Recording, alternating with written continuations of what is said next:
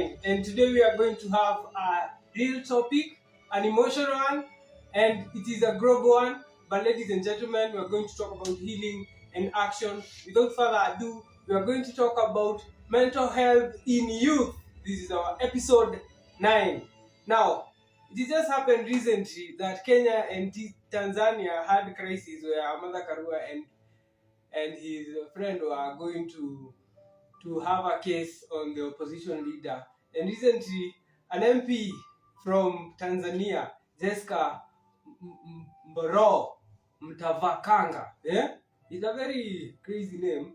He said that Kenyans have hacked his phone and there had been 50,000 messages within 24 hours. She has described it to the parliament of Tanzania, saying that he is having mental health issues. Now, these are Kenyan youths who did that. Do these Kenyan youths know the impact of what happens when they give pressure to other people and mental health? Ladies and gentlemen, whether you're in New York, Nairobi, Limuru, Nakuru, anywhere, this is Okoa Show, and let's dig in deep to this conversation on youth, on mental health. And without any further ado, it's just simple. We talked about mental health on our previous show, and it affects person thinking, mood. There are a lot of disorder, and it also affects people how they relate with others in the community. This talk will be very important to you, and we will be talking more on depression, anxiety, POSTD, and bipolar disorder. POSTD basically means post-trauma stress disorder.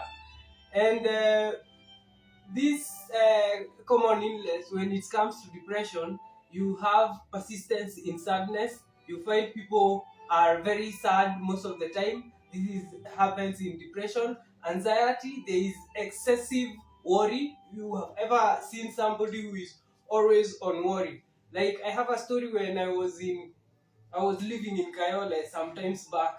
I used to hear that in Kayole there are bandits, and there are people who can rob you anytime. So in that apartment that I was living, I was always in panic, like maybe I will be attacked.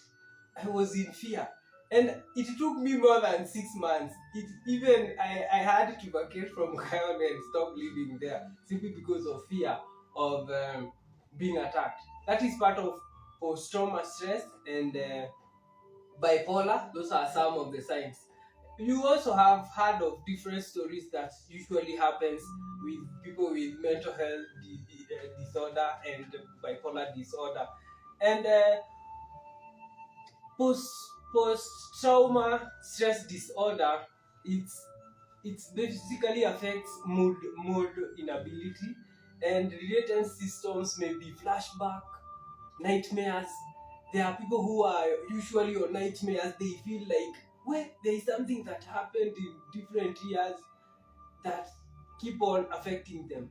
We recent saw a fellow follower who gave a message. He's a youth. He told us how he experienced National Youth Service paramilitary training and later joined Kiganjo for police service. So after going for the training at Kiganjo, there were a lot of the training is so hard. You understand the disciplinary force, what it really happens there. And this guy told us that he even left that job and is now not a police because he had shock, he had stress, and through that, this person developed post-trauma stress disorder, where this guy took him almost 5 years before he could recover. He went even for therapy and all that. Post-trauma stress disorder, it comes basically from flashbacks and nightmares. There are people who are always dreaming of bad things happening to them. This might be post-trauma stress disorder. And it brings depression also. It brings fatigue. It brings hopelessness and mood swings. You've seen people with different emotions. Today he is happy, tomorrow, in the next minute, he is very different, he is very cruel, he is very angry. these are signs of post-trauma stress disorder. It can be gotten from genetics and traumas that have happened to somebody's life. Maybe someone lost life, someone you love most, you lost a friend, a relative. These things can bring post-trauma stress disorder. And we have genetics. If somebody in your family may be having post-trauma stress disorder, it might happen also to you, but it is different and it is vary from different people. Yes, and also people from vulnerable families, and these people may also happen to experience post-trauma stress. Maybe parents abandon their children, so these children may will be affected by those stress and the flashbacks of the life that they have been with, and this is so sad, and that's why we are here. Okoa Show, we save a life. Listen to them, don't judge them. And treatment, let's have psychological education on mood management. Let's have proper sleep hygiene so that we can improve our brain and thinking. And also group with other people, be with the community, journaling, avoid substance abuse. Those things can really help in improving our mental health and not having post-trauma stress and bipolar. You are not broken if you are one of them. You are surviving. It's two storms that you are fighting, and it's okay to ask for help, and there is no shame in healing. And according to the history that we have on post-trauma stress and disorder and bipolar disorder, it is known basically. It was that they used to give it in historical time, pre-colonial time. It used to be called shell shock, and this shell shock was because in during World War II, the soldiers, when they were fighting, they usually used to get, some of the soldiers were affected by mental thinking due to the harsh conditions during war and the things that happen in war. They used to make other soldiers to be so confused and have mental health disorder. So that's what they used to give it. That was cell shock, and it was in 1980. It was changed to post stress disorder, post stress trauma disorder, because after getting this from military veterans, it was also seen in survivors of rape, domestic violence, and child trauma. These people are also seen to be having this kind of the same symptoms and also shell shock in short. And when they had this, it was changed to post-trauma stress disorder. And when we come to bipolar, it was commonly known as maniac disorder. It was renamed to bipolar disorder in 1994.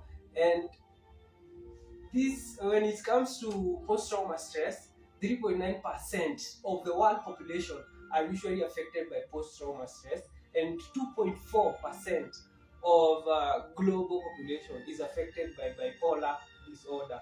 40% of the people of post-trauma disorder may show bipolar disorder. So it is a combination of two disorders that may appear. And when it comes to treatment, it should be treated in different ways for the both disorders. And in Kenya, 1 in every 5 adults may be having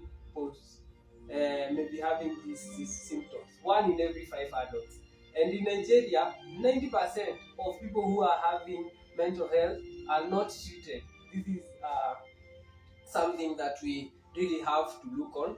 And they have things that have really affected post-trauma stress to develop. Like in colonial legacy, they used to control, not to heal. They used to use post-trauma stress so that they can control people and take over the African land and all that. We have spiritual beliefs. If you are seen having mental health issues, they used to say that it is witchcraft. They used to give it is the moral issue, and these things, when they appear like this, they affect they bring more trauma and more stress to them. affected victim, where they think more of the story or of their situation. And most of the times there is silence with those people who are affected. There is stigma. Once this thing happen, even if you are on a healing process, people will still judge you on the situation that you had. These are some of the things we have to really change. But healing and change and action have been happening. We have seen like Kenya, Dr. Frank Jenga, who is an author and also a pioneer on mental health for the youth. He's really working with the society, and he is also writing books on how we can fight mental health. This is a hope also, and it's so good. Globally, we have seen also Dr. Lola of Nigeria, where she has a research community helping women from gender-based violence who are affected mentally, and this is a really good impact. And these are good things that are showing up when we are fighting on mental health. Let's take action. Let's help those who are affected by mental health. Youth are really on this thing. Support your community, talk to a friend, talk to a colleague, meet your relative, go play football, have some fun, do music, do something you love, start journaling, do exercise. This will really upgrade and help in your mental health. Ladies and gentlemen, my brothers and sisters, this was Okoa Show episode 9, and we are talking of youth on mental health. We will be back where we will have our psychologist to round up everything that we have covered on our 9 episode concerning mental health, and we will talk more. Keep checking on. This is Okoa Show. My name is Thomas Njoroge. Kwaheri. See you next time.